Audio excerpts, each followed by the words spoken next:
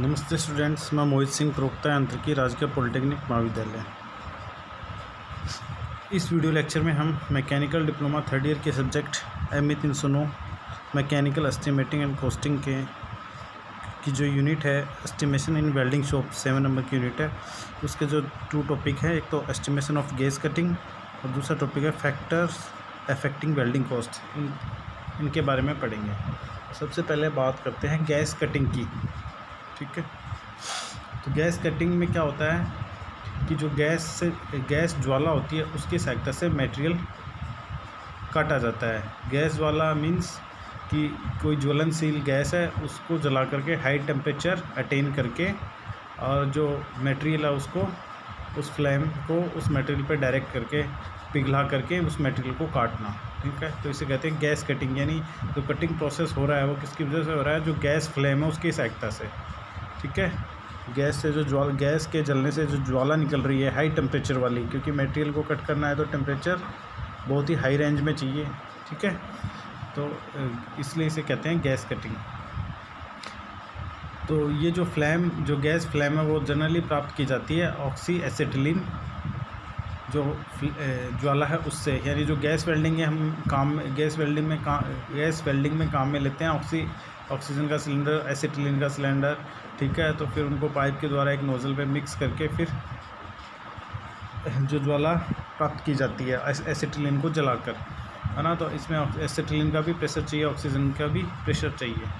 ठीक है, तो ऑक्सी एसिटिलीन फ्लेम का प्रयोग किया जाता है गैस कटिंग में जनरली। ये जो प्रोसेस है ये बाई हैंड या बाई मशीन दोनों से किया जा सकता है। ठीक है, बाई हैंड भी कर सकते हो और मशीन की सहायता से भी कर सकते हो। ठीक है, अब बात करते हैं कि इसका जो गैस कटिंग की जो कॉस्ट है उसका एस्टिमेशन कैसे किया जाता है। तो इसके लिए नीचे दी हुई स्टेप्स हैं, फॉलोइंग स्टेप्स है। पहली है एक्चुअल कटिंग कॉस्ट। इस कॉस्ट में क्या क्या इंक्लूड है वो देख लो। एक्चुअल कटिंग कॉस्ट यानी जो कटिंग हो रही है उस दौरान कौन कौन सी कॉस्ट अपनी लगती है।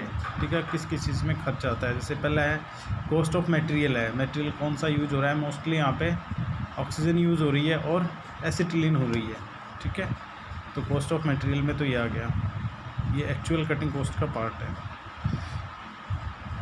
दूसरी है लेबर कॉस्ट। ठीक है, लेबर कॉस्ट में क्या आता है, जो वर्कर ये काम कर रहा है, ठीक है, वो लेबर कॉस्ट है, डायरेक्ट लेबर कॉस्ट। क्योंकि एक्चुअल कटिंग की बात कर रहे हैं तो डायरेक्ट जो लेबर है उसकी बात होती है। क्योंकि लेबर कॉस्ट भी 2 टाइप की होती है, एक तो डायरेक्ट लेबर कॉस्ट और एक indirect labour cost. Direct cost में तो क्या आता है, जो एक्चुअल में जो उस प्रोसेस को जो कर रहा है, जैसे ये गैस कटिंग है तो जो गैस कटिंग वर्कर कर रहा है वो तो डायरेक्ट लेबर हो गया। इसके अलावा इनडायरेक्ट लेबर और होते हैं। वो कौन होते हैं? जैसे उस जो फैक्ट्री है वहाँ पे सुपरवाइज़र भी रख रखा है, फोरमैन भी रख रखा है, वहाँ पे चौकीदार भी रखा हुआ है। ठीक है, वहाँ जो साफ़ सफाई वाला स्टाफ भी रखा हुआ है, तो वो इनडायरेक्ट लेबर है, उनकी भी कॉस्ट होती है। ठीक है ना। तो अपन एक्चुअल कटिंग कॉस्ट में तो डायरेक्ट लेबर कॉस्ट आती है। ठीक है, उसके बाद है फिनिशिंग कॉस्ट। फिनिशिंग कॉस्ट क्या होती है? कटिंग मटेरियल को कट करने के बाद उसके सरफेस को जो फिनिशिंग देनी होती है। क्योंकि जब वो गैस कटिंग से जब काटा जाता है तो एक रफ सरफेस मेटल मेल्ट हुई मिलती है किनारों पे।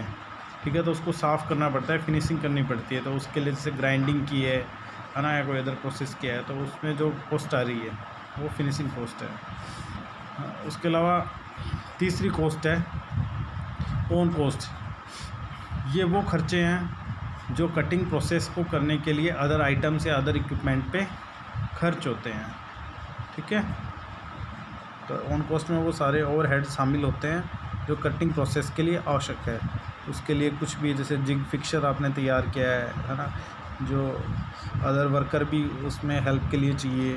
ठीक है, ऐसे जो खर्चे हैं इनडायरेक्ट लेबर कॉस्ट हुई, ये सब इसमें शामिल होते हैं। ठीक है, ऑन कॉस्ट के अंदर। अब नेक्स्ट टॉपिक है आपका इसी का फैक्टर्स अफेक्टिंग वेल्डिंग कॉस्ट। ठीक है, वो फैक्टर जो वेल्डिंग कॉस्ट को अफेक्ट करते हैं, है ना, जिनकी वजह से वो कारक जिनकी वजह से वेल्डिंग कॉस्ट आपकी प्रभावित होती है। तो कुछ फैक्टर्स हैं जिन पे जो वेल्डिंग की कॉस्ट है वो निर्भर करती है। ठीक है, तो पहला फैक्टर है कि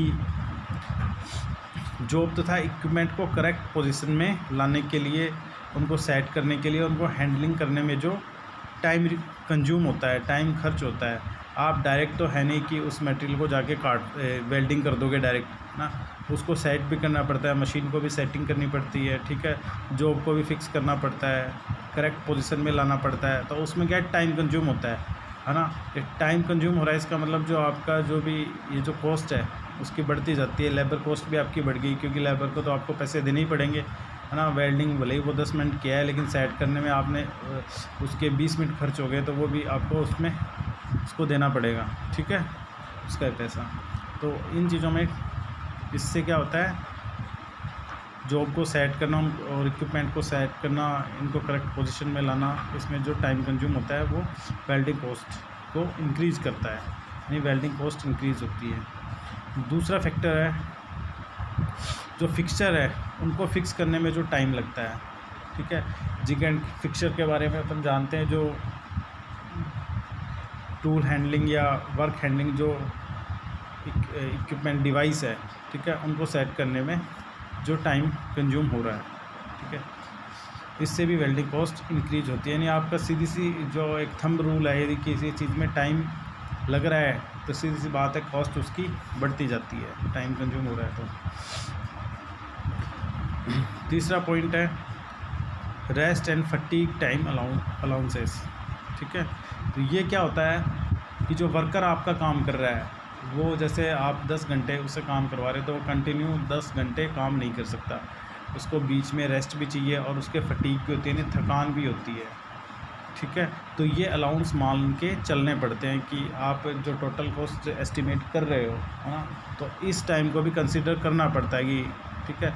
तो जो एस्टिमेटर होता है, अच्छा क्वालिफाइड एस्टिमेटर होता है, उनको पता होता है कि कितना जो आदमी है, जो ये टाइम स्टडी है, मोशन स्टडी है, वर्क स्टडी है ना, जो ME 307 में पढ़ते हैं, ठीक है, उसके हिसाब से वो टाइम अलाउंस देना पड़ता है, ठीक है, कि एक वर्कर इतने समय तक ही कंटिन्यू काम कर सकता है, उसको बीच में रेस्ट भी देना है, उसको टी ब्रेक भी देना है, उसको थकान होगी तो उसमें भी रेस्ट चाहिए, और वो उसकी एफिशिएंसी भी डाउन होती जाती है लास्ट तक ज़्यादा टाइम, ठीक है। तो ये जनरली जो ये अलाउंस दिया जाता है, ठीक है, तो ये रहता है जितने समय वर्कर काम करता है, ऑपरेटर काम कर रहा है, उसके 5 से 10% तक का टाइम एक्स्ट्रा मान के चला जाता है। अलाउंस ये देना पड़ता है। सपोज करो जैसे कोई वर्कर 10 घंटे के लिए रखा गया है वेल्डिंग करने के लिए, तो 5 से 10% ये रेस्ट एंड फटीग अलाउंस का मीन्स क्या हो गया, 10 घंटे का 10% क्या हो गया, 1 आवर, है ना।